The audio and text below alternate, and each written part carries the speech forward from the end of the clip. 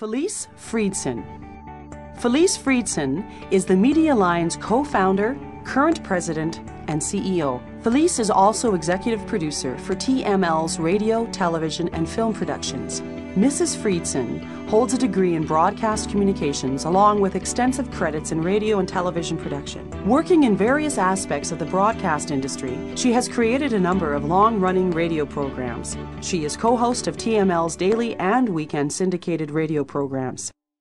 Everything that I'm going to say today involves every issue and every sector, whether it be of government, whether it be of a woman who's running a ministry, a woman who's running an international aid organization or a nonprofit organization, because every one of these organizations need one thing.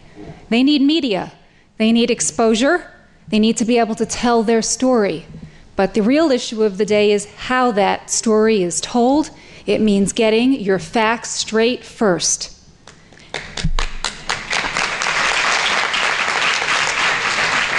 I want to begin with the fact that I'm not a feminist.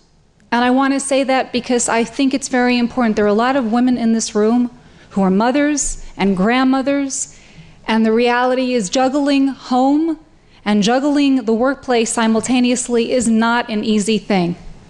Let alone living in the Middle East in a male-dominated area, especially in journalism, not an easy thing. And the reason I begin with that is because I want to tell you, before I get into the depth of what the Media Line and the Mideast Press Club is doing in the region, is that I live and breathe daily with a male-dominated field, and I have found the opposite. I have found that if you sit and you speak intelligently in your field, and you expose and show what you do and what you can educate in your field, you can make a difference. Because there would be no Mideast Press Club and no Media Line today if it weren't the case. God is media.